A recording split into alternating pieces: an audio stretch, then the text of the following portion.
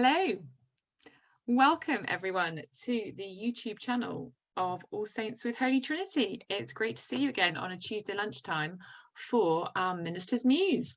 If you're new here, this is a weekly look at the scripture readings set by the Revised Common Lectionary that are coming up on Sunday. We take three of the texts. So we take the Gospel, the Epistle, and at the minute we're using the continuous Old Testament text. So that takes us through a sort of narrative of the Old Testament text. And I invite three different guests each week just to come and look at the scripture with me. There are always people who preach, whether regularly or occasionally, but from different church contexts. They may not be preaching this Sunday, but they bring out both a preacher's eye and a theological eye and a really grounded in reality eye to the scriptures. And we take a look and we share together what's striking us, what's challenging us, where are we finding encouragement, what questions do we have, and also what kind of sermon might we preach off the back of it. So if you are watching this now live, do please join in, say hello in the comments and let us know you're with us, but also join in the conversation. Tell us what you think about the passages. So while I type up in the comments what we're looking at today, I'm going to reveal my guests to you. They've all been on the Muse before, so I hope by now you'll be like, oh, I recognise those folks. But I'm going to ask them to introduce themselves and tell you a little bit about who they are, and I will let you know what it is we're looking at. Thank you very much, folks. Take it away. Sorry, slight delay while I unmuted myself there. I'm Helen. I live in Melton Mowbray in Leicestershire. Yes, I'm in bed. I live with a chronic health condition, which means I spend a lot of time in this space taking on the world through my phone and my laptop. I'm part of Melton Vineyard Church. I'm on the preaching team there and do a few other things there as well. So that's me. And I'm Anthony, great to see you. I'm the vicar of St Dennis Church in Evington, which is a sort of large parish on the outskirts of Leicester, very diverse multi-faith parish, and I'm also area dean for the city. Hi, I'm Natalia Nana. I'm based down in London. I am a lay preacher and I consult with churches and charities on diversity and inclusion.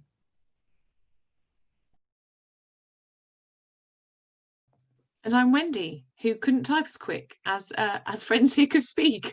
And I'm rector of an urban parish church in Loughborough, a university town. So we're welcoming back students at the minute, but also learning to live with a pandemic as well. So it's all exciting times. While everyone's been saying hello, I'd like to welcome those who are here today. Welcome to Michelle and to Sue. Hi, look forward to you joining in. And to Rachel, who I happen to know is preaching on Sunday. So I hope we inspire you, Rachel, but don't worry, whatever track you've started on, it'll be fine.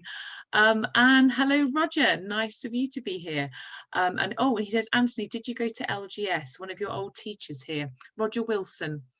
Okay, so if he's got any outstanding homework, Roger, just let us know in the comments and we'll deal with that with Anthony before the end of our broadcast. But thank you. And if you're watching but you can't comment, welcome to you too.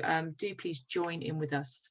So we've got three passages to look at as always, and we begin with the Gospel.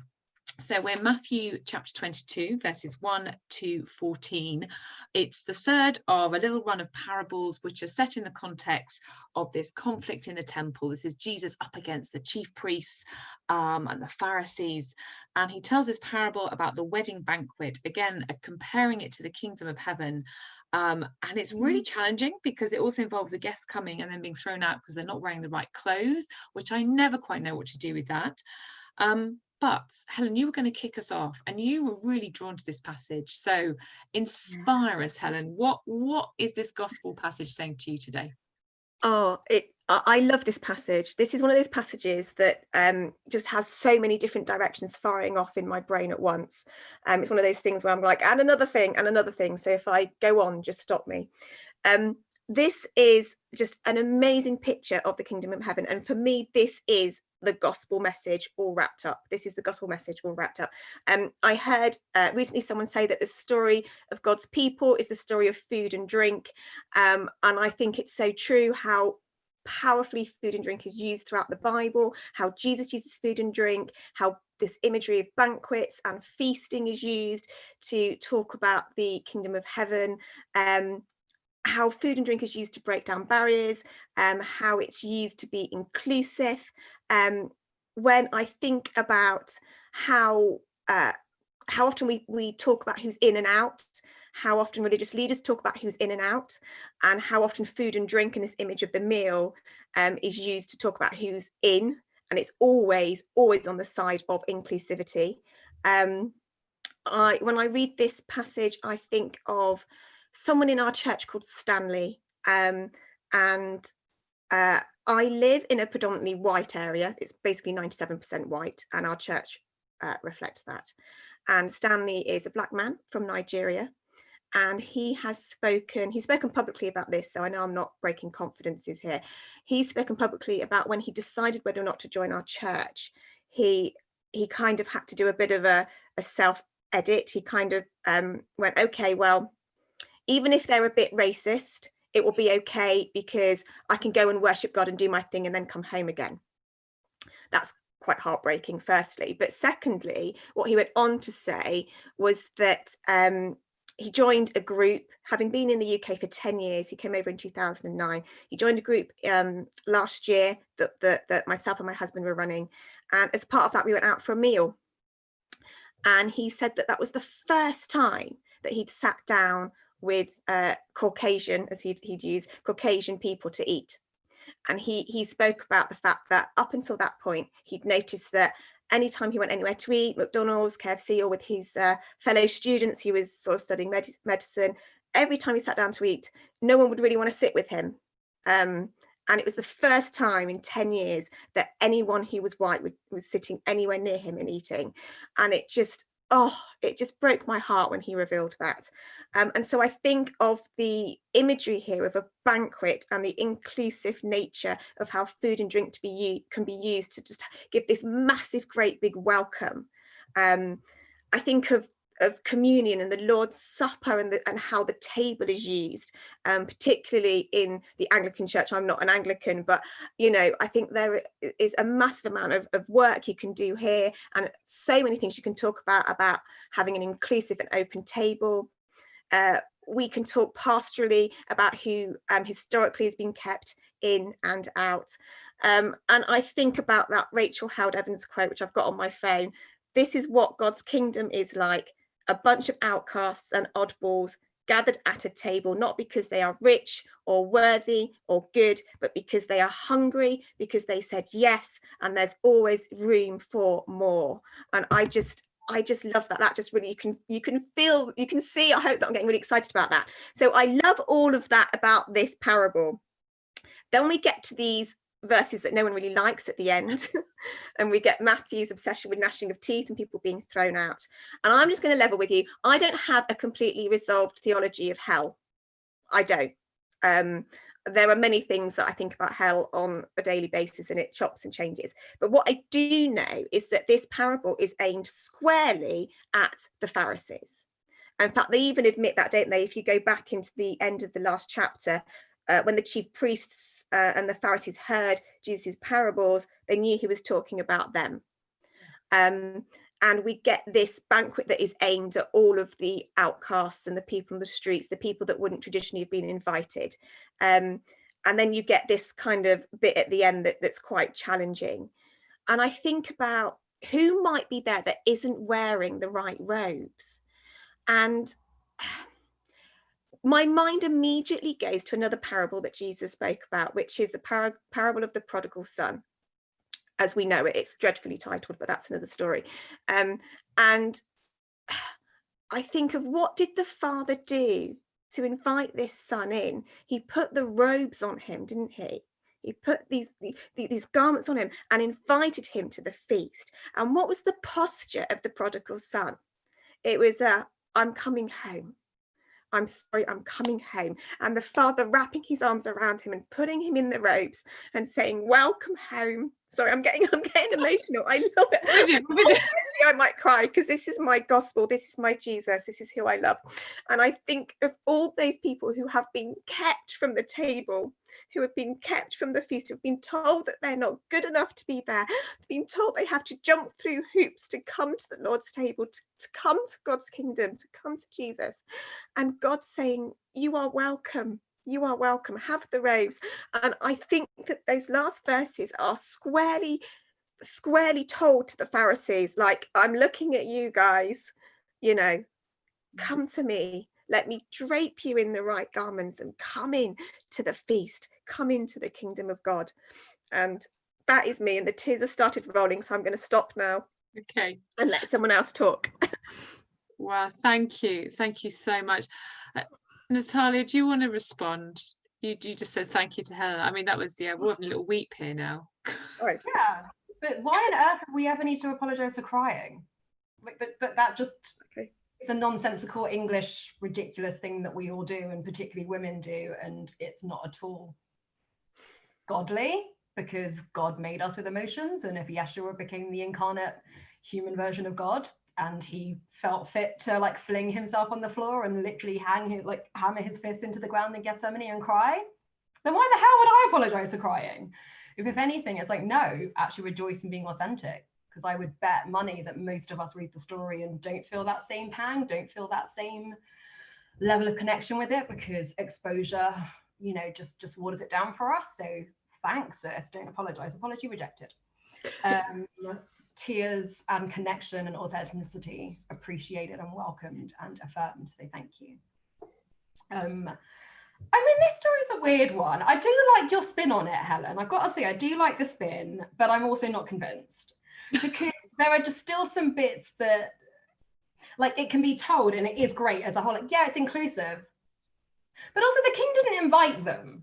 Like, they were the second choices here, and we can jump over that bit. If the king didn't invite them, he invited the people who obviously own farms, own businesses. So he invited the rich and the elite. They've gone off and gone to do their work and whatever it is. And even the judgment there got me, because it was like, well, they're not saying, hey, I'm washing my hair tonight, can't come to your daughter's wedding or whoever's wedding it is. Oh, his son's wedding, sorry. It's like, they've got farms, they've got businesses, like they've got serious shit to do. So it was kind of a sense of, what are they then the baddies? And they're the ones who are sort of painted as rejecting the message and not wanting to go. And it's like, dude, I'm getting the vibe that this wedding was a long way away, and that it would be, as Palestinian and like Middle Eastern weddings would be, like it would be over a couple of weeks. You'd have to move, get accommodation. It's a whole thing. And they're like, no, I've got to work, mate. I've got to work, thanks. I mean, okay, fair enough. There are some murderers. So, I mean, he needs to check his friends. Because I'm like, dude, who are you consorting with that they decided to beat up your servants and kill them? Maybe you need to check yourself and who your social circle is, because they're not good people. So then it sort of turns into this, oh, he then welcomed the outcast and the good and the bad. I'm like, dude, you probably were just arrogant and embarrassed. And it's his pride and his fury that make him reach out to others. So I find this story so interesting and so exciting, because it's not as simple, like, oh, the good king welcomed in the poor. Like, no, he was clearly had a temper. He clearly had a power trip. Clearly felt, I'm assuming, like embarrassed and humiliated, like, shit, no one's coming to the wedding, this is going to be mortifying, like, you know, the Westminster Abbey is going to be empty because no one's turned up. Quick, go out to Starbucks and just get people off the streets and just get them in, but, you know, fix them up at the door. How would everyday people afford clothes for a banquet anyway? Like, dude, give them a budget, give them some Zara vouchers. Like, what is it that you're expecting them to do? So I just think it raises more questions than the sort of neat, beautiful, oh, everything was nice and everyone came along. And I like it for that. I like it for the fact that I read this story and I'm like, who's the goodie and the baddie? Ooh, I don't know. And if that is so about how we read the parables, and often, so if we in a parable just read it at surface level and we paint the key character as God, often you end up with a very warped understanding of who God is, because a lot of the parables are kind of like, so it's not that Jesus goes, this is God, because actually it's kind of like a connection of, this is the behavior of someone people would recognize and so on. I mean, Rachel just says in it, I struggle with the depiction of God in this version, I'll not lie, but actually Jesus isn't saying that God is this king who, like you say, has this, it's that kind of like, it's the getting underneath of it. I want to just bring in Anthony, because I know that in your setting as well, Anthony, food is a big thing in terms of hospitality, and you've been doing a lot of thinking around that.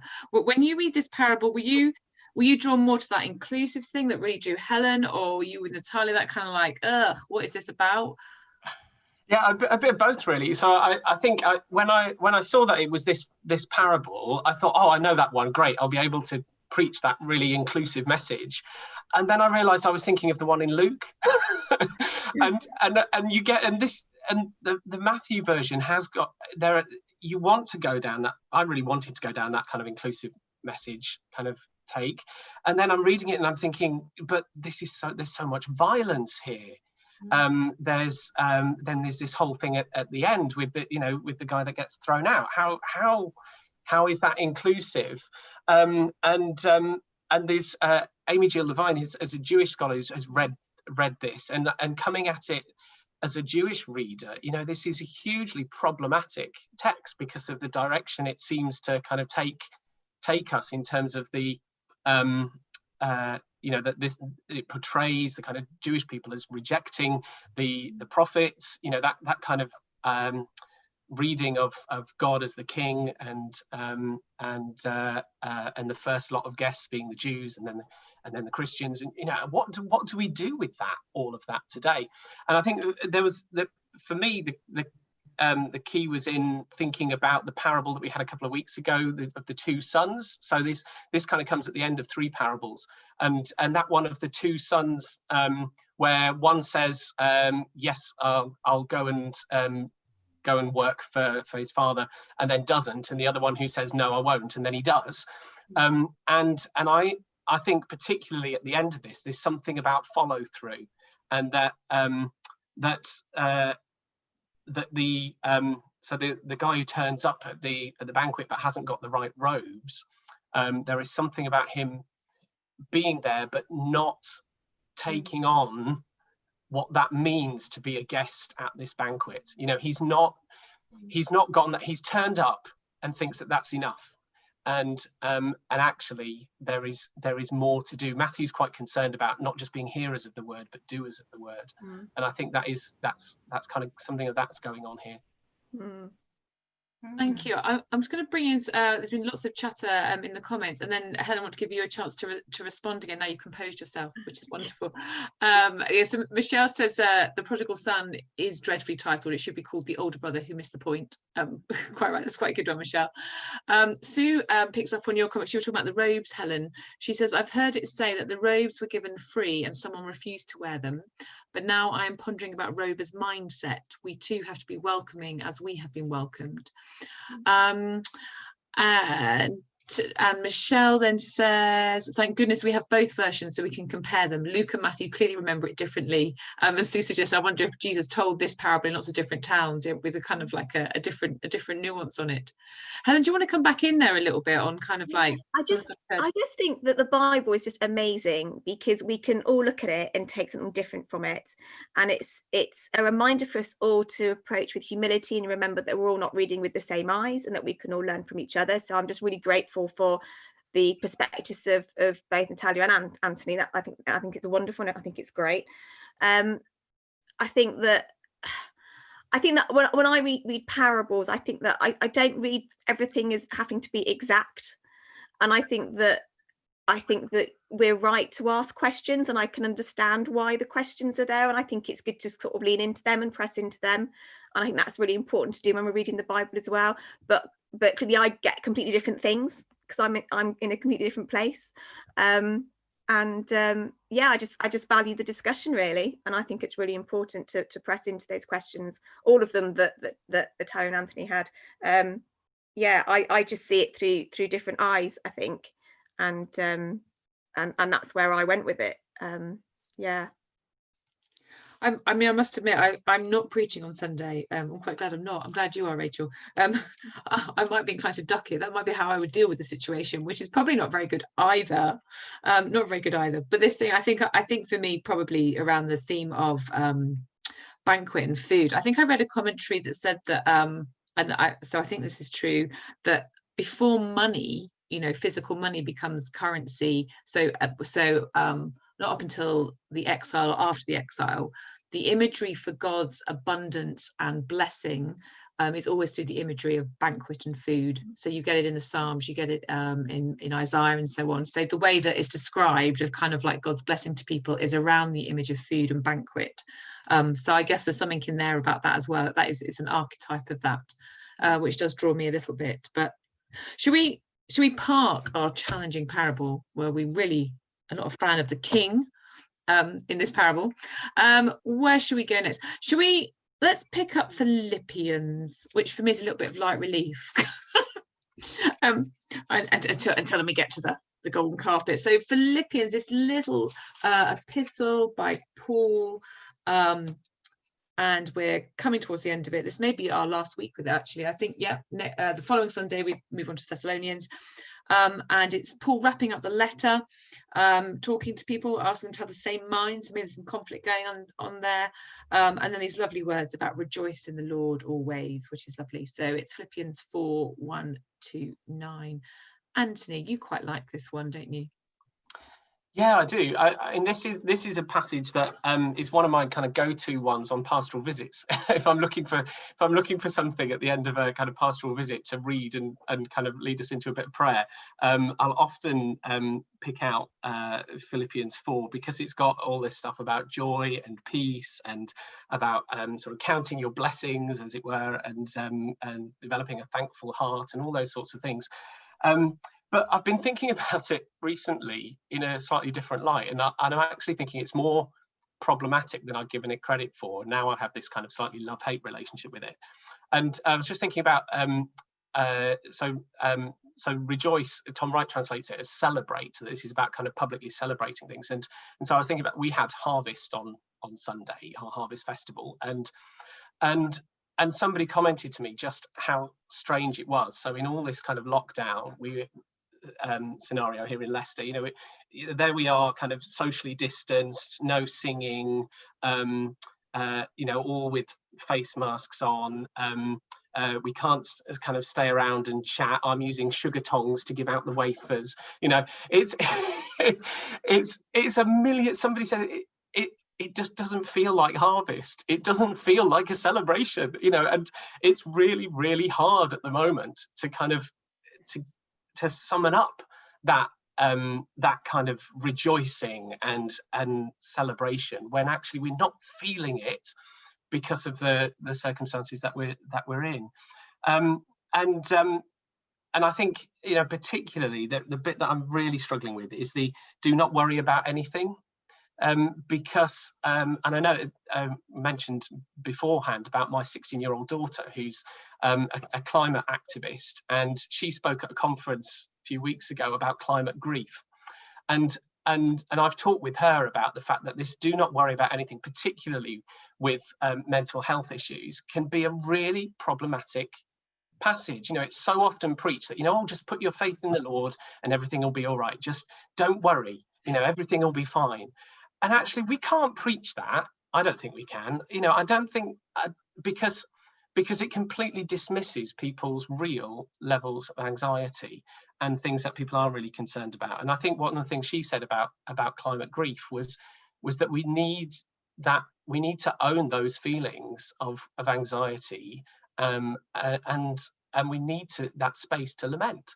And I hope, and maybe I don't know whether this is me kind of putting my interpretation on Paul, but I hope that what he is saying is actually, it's not that we stop worrying, it's that actually we need to bring those worries and name them before God, and that I can take and that I can preach. But that do not worry about anything is just now I just can't do that. So that's kind of where I am with it at the moment. Thank you. It's interesting what our the passages stay the same, but our context changes, and there's something very particular about preaching in this season, which maybe, and I'm acutely aware, some people are living through difficult times all the time. It's just that some of us who've had quite an easy life, suddenly our life's been turned upside down. Helen, do you want to respond? You'll need to unmute.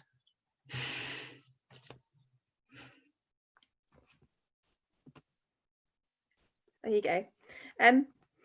Yeah, I think that's a really, really valuable perspective there. And I think for me, this is a reminder about Christian practice rather than just Christian belief. And I've come to see these words more as a challenge to incorporate in our daily practices about whatever is true, whatever is noble, whatever is right, all those whatevers, and about thinking of those things. And it's about what would our lives look like if we orientated them around doing those things. But it is a practice, and it's a practice that is not instead of the practice of lament, as you were saying. So I think it's very much in the context of doing lament as well. And it's kind of, it's the importance of both, isn't it? It's the importance of both, because there's lament, and trust me, I know lament. I live lament almost on a daily basis. But part of lament is also how you move through lament and move on. And I think there are certain practices that can be helpful in doing that, and I would think that these are some of them. And that's not the kind of let's just pretend that everything's okay practice. It's the being honest. And I think you said something, Anthony, about naming it, and I think part of that presenting to God is about naming it, isn't it, first, and being honest with God, and spending that time there, but then also doing the rest of it. And for me, I think it speaks into the current climate on like social media and all that business, and the information that we're choosing to dwell on, or to retweet, or to repeat, or to get into arguments over, and what that does to our centering and our mind, and where we then can end up in our spirits. I was really challenged recently. I was looking at, for some reason, at my Twitter bio, and it was all kind of, about hope and life and love and all the rest of it. And then I scrolled down my immediate tweets that appeared underneath it, and I was like, actually, they're quite sarcastic and a little bit cynical, a bit bitter. It was all sort of, critical about the government, whether it's COVID, Brexit, whatever, and I just thought, gosh, this isn't actually helpful. And so I think, I don't know, it's a challenge, because how do we honor all the whatevers without trying to make it look like we are glossing over the lament? And I think that there's a sweet spot somewhere, and I don't know whether I always get it, to be honest. Let us know if you find the sweet spot. Certainly not on social media, I don't. Yeah. It can be Anthony's left us.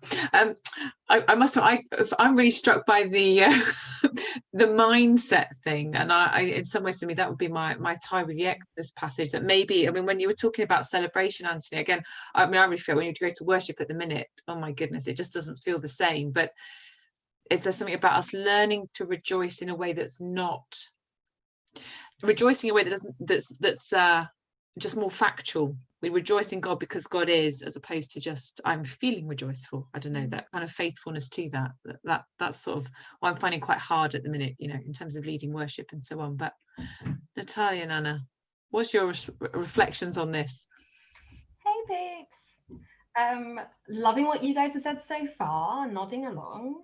I can't remember who made me go like, ugh.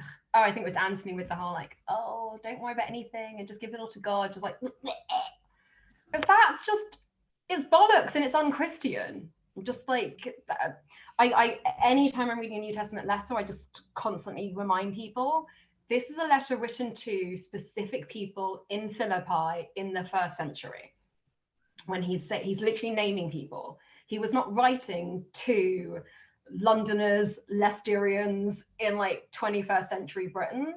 So the words he used, don't worry, he may have known specific worries that they were talking about. He may have known specific things that were interrupting the services, that were being griped with the leadership about. And he's saying, guys, just calm down. Like, don't worry about it. Like, it's okay.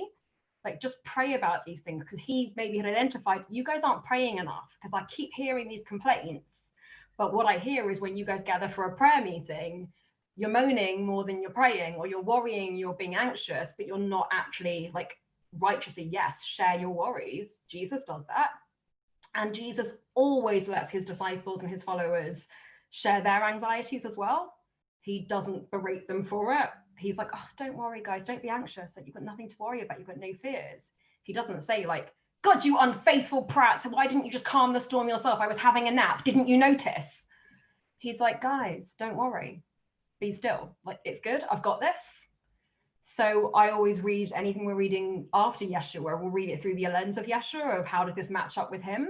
If it doesn't match, then there's a disconnection, and go with Yeshua. So for me, it's like, okay, Paul was writing to specific friends in Philippi.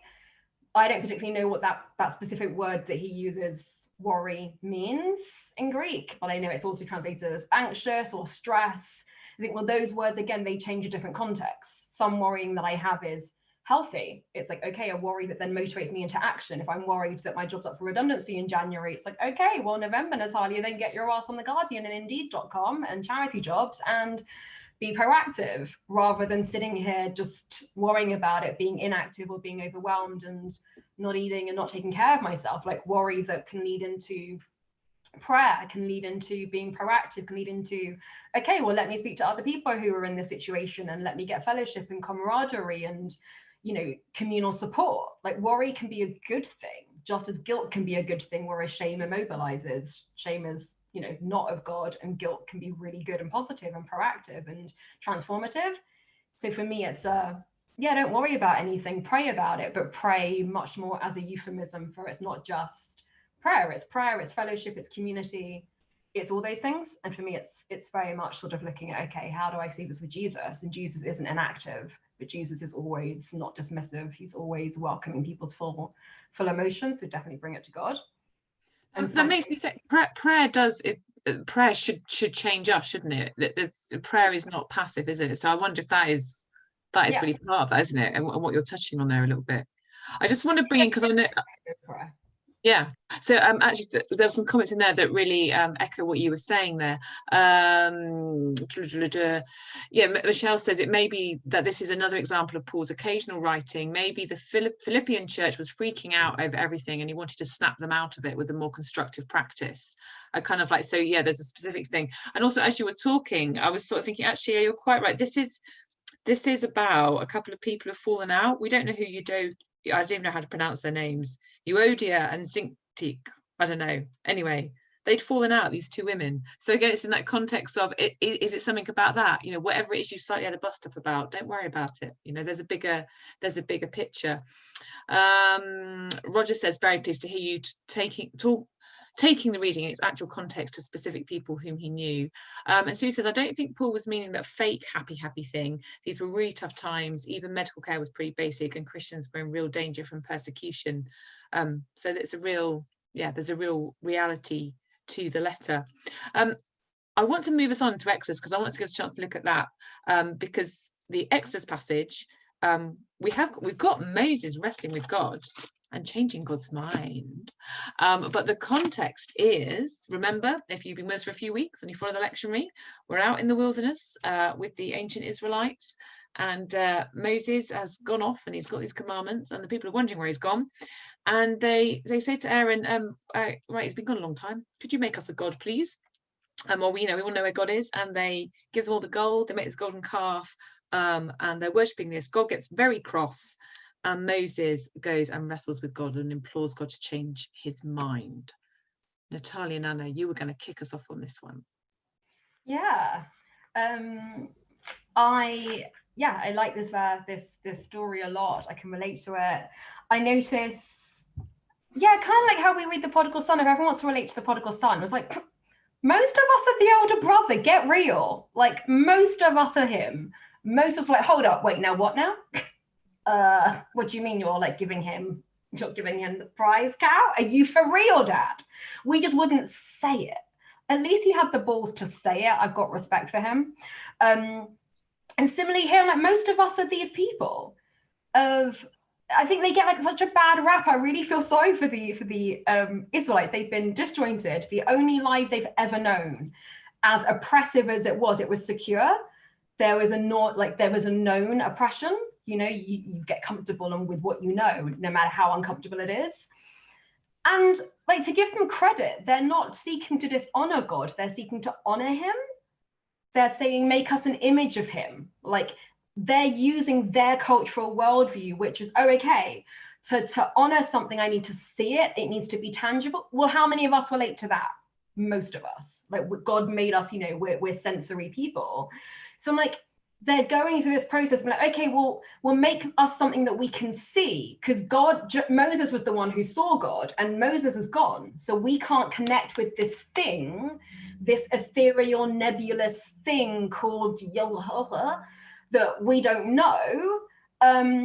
Okay, so make us something that we can see, that we can worship, so we can honor him. They're trying to do good. They're trying to honor him. They're saying, so that we can actually like be led by him, be protected by him. And then Aaron says, like, okay, tomorrow we'll celebrate in honor of the Lord. So they're very misdirected, but they're doing what they know, which is to make something physical. And in my understanding of it, well, they haven't got the 10 commandments yet, right? So they haven't yet got the command that says make no false idol. Because isn't he up the mountain getting the commandments? Helen's going, yeah, he's up. And then he brings Unmute yourself, Helen. Unmute. Yeah. Unmute yourself, Helen. She's doing it. Sorry, I really forget. My reading is, unless I'm fallen asleep and haven't joined the dots properly, my understanding is he's been up to get them and come back down, and then he's gone away again. Come back up again. All right, okay. So they've been given these rules by a God that they still don't know, they don't have much of a relationship with. And that in itself is interesting, because like, with the second commandment, what makes an idol false? Like, who identifies it as being false? He doesn't say make no idols at all. It's like, we'll have no false idols. So I'm like, okay, God, could we, you know, the thing with the 10 commandments, they all seem so clear. And then you want to be like, well, what's holy on Sabbath? Oh, and then you get the Pharisees with their 316 commandments. You know, they were trying to help protect people. Don't break Sabbath. Here we go. You can walk 100 meters, but if a donkey falls down, you can pick it up. But not if it like falls on the left. And all these convoluted rules to try and protect you. So similarly, I'm like, well, who are we to say, oh, that was a false idol? Like, did they know it was false? Because they're like, hey, we want to make an idol of this God to protect us and to honor him. And they're making sacrifices. They're doing what they know. And I think that in itself gives a lot of, I think, guidance and warnings to vicars, to leaders, because Aaron's like, okay, bring me your earrings and I mean, if we were going to talk discipling and ordination training, I would question whether Moses had really discipled Aaron effectively enough, because I don't feel that Aaron really gets the job description when he's left alone with the kids. I don't feel they really had a good enough handover practice. Because he's like, cool, I've got these 10 rules. Oh, but they need a God to worship. Okay, well, we'll make one that's not false. He's made out of gold. We're going to sacrifice. We're doing a bull, which in their culture would be really honoring of God. If you're talking about how strong he is, how faithful, how dependable God's character is. I'm like, oh my God, I'm so flattered you called me a bull. That's beautiful, baby. God's like, nah, I'm pissed. I'm about to wipe y'all out. Like, God is getting ratchet. Which I kind of love. I love this fact of like, we see God chatting large. We see this, and again, this is Hebrew writing, and Hebrew writing is all about exaggeration. It's all about over the top. So same with the parable. You know, the servants probably hadn't been beaten up and so on. I mean, it's a story anyway, so it didn't actually happen. But it's about exaggerating in each retelling, you know, hence you have David like, I slayed the whole village. And then in the next chapter, you're like, yeah, so the women and children from the village. I'm like, David, did you fib a little, Pinocchio? Did you OTT how many you really killed? So similarly here, I just think we've got God engaging in this conversation, and I catch myself because I want to work it out. I want to be like, well, why? What's the meaning here? How can I make God seem omniscient in this? Because I have inherited my Aquinas views that God is omniscient, omnipotent, omnipresent, none of which are mentioned in the Bible, hashtag just saying, but we've inherited those ideas about God. And then it's like, oh, oh, can I have a God who changes his mind? Because does that then mean that he isn't really all-knowing? Oh, that's scary. Oh, I want to work it all out. And I'm like, nah, just enjoy it. God changes his mind. You've made Rachel very happy, because every week when we were going through this, Rachel's been really batting for the ancient Israelites. She's like, these poor, so she's very, very happy.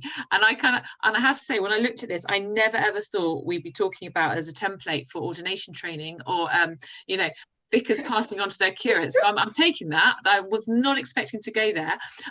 Anthony, where would you go with this? I think you've said that you probably are going to duck it on Sunday. I might duck it, but I love what Natalia and I was saying about about actually which of us wouldn't tweak the rules and to fit to suit us, actually. And we see this now, don't we? We are those Israelites, we are they, they are us, that actually we're very quick to judge. And we see this all the time with the kind of whole complex lockdown rules, and certainly we see it here.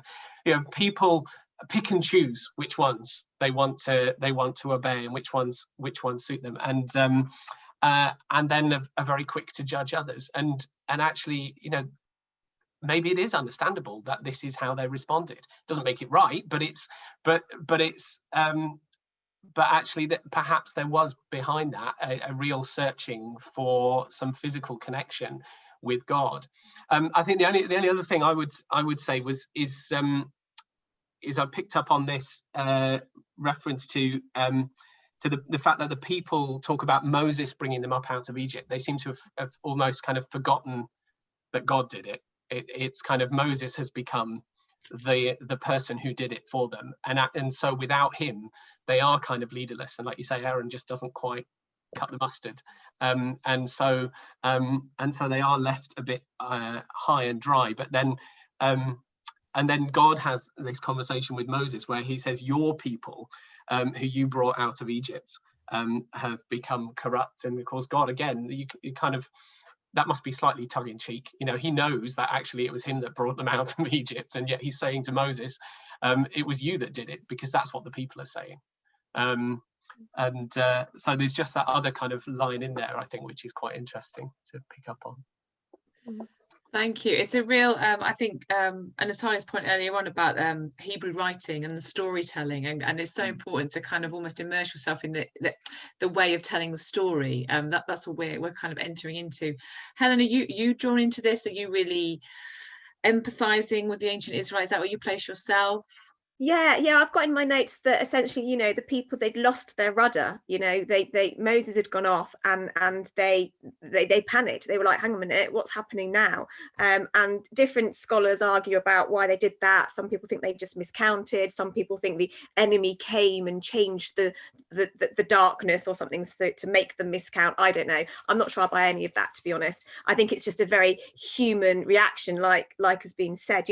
We all do that, don't we? When we get bad news, when the situation changes, we suddenly go, we've got to do something.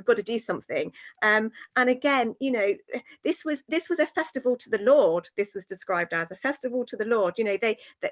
They're doing something to honor God, to honor Yahweh. That's what they're going into it as. I'm not sure whether it ended up like that, but that's what they were aiming for.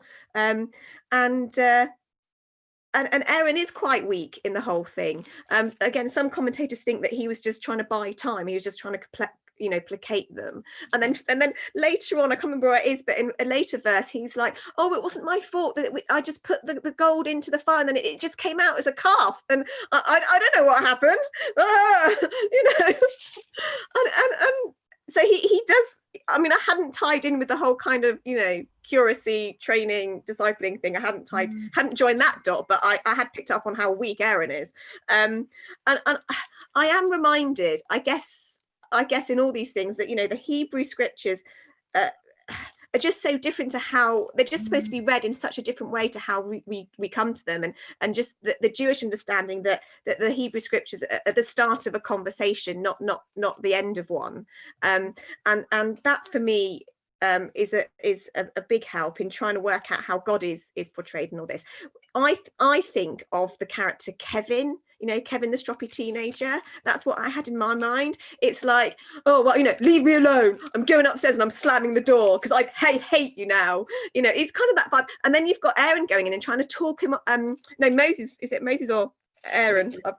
Going in and like trying to talk him off the ledge, like kind of go, now God, now calm down, now let's do some solution focused thinking around this, now let's just remember where we're at. And like he's telling him what the promises are, he's telling him what the covenant is. And so yeah, this just blows my mind in the way that God is portrayed here, and how you then get that phrase that God relented, and it's kind of like, oh, right then, you know. And I'm like, was it really like that? Is that how God really is?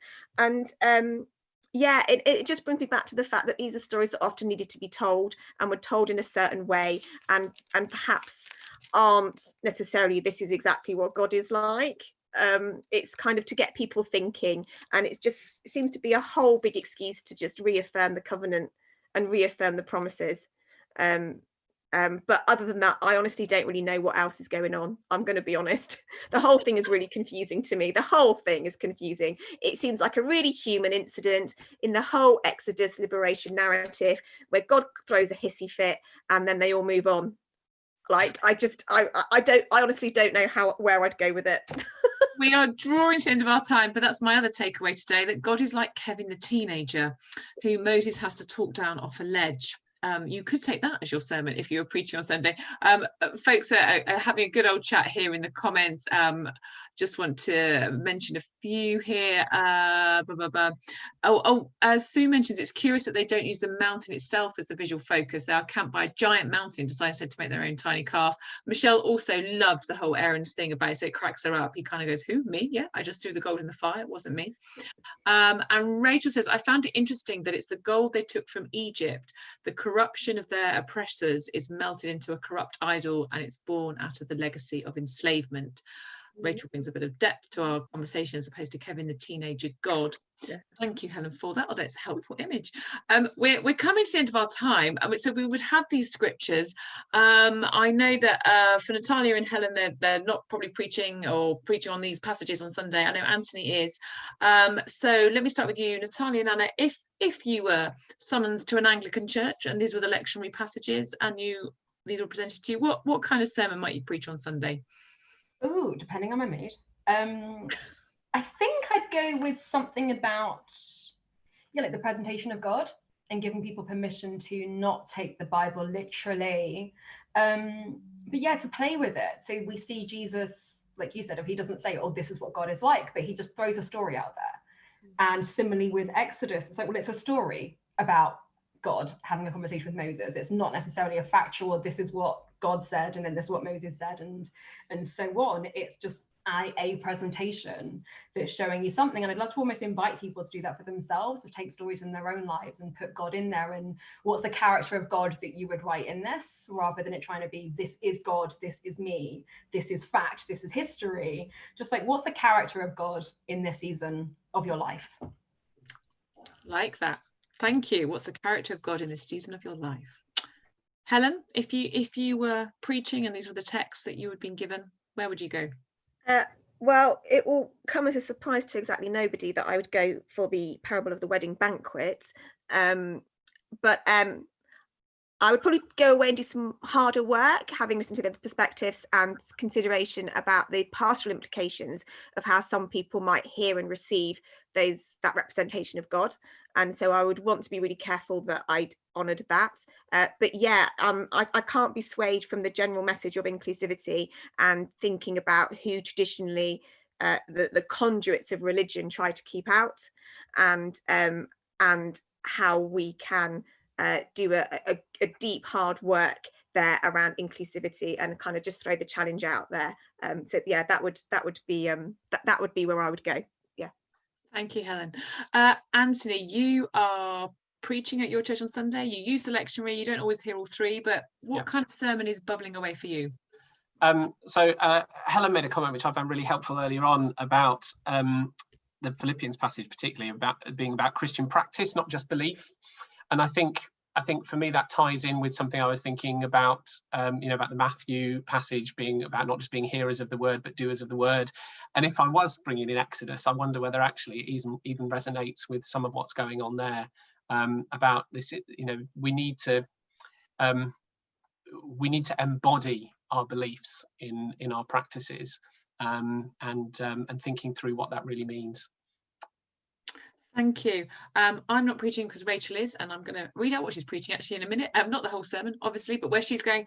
I think I'm really drawn for where our focus is right now in life, and I think for me that the Philippians passage, the thing about rejoicing even when we don't feel like rejoicing, and what we're paying attention to, and I think there's something in the Exodus passage as well about where our focus ends up, and when we feel we can't see God, we make false idols, and maybe how are we faithful when we can't actually, when we're feeling a bit far from God. I think that's the kind of sermon I might preach, but I'm not preaching. Rachel is, and Rachel says, I'm talking about the scripts we learn, how that impacts how we see God and read God in scripture, making false idols, and how we instead need to remind ourselves what is true. Rachel, I'm looking forward to hearing it. And Sue says, I'm not preaching this week, but if I was, I would go with the robe at the banquet as taking upon ourselves the values of the kingdom banquet, and thinking about how well or not we embody those values. Thank you so much to everyone who's been listening and joining in from home. Thank you to Natalia, Nana, to Anthony, and to Helen. Really enjoyed our conversation today. Thank you for joining me, and I look forward to joining those who can be with me next week as we muse again on the scriptures.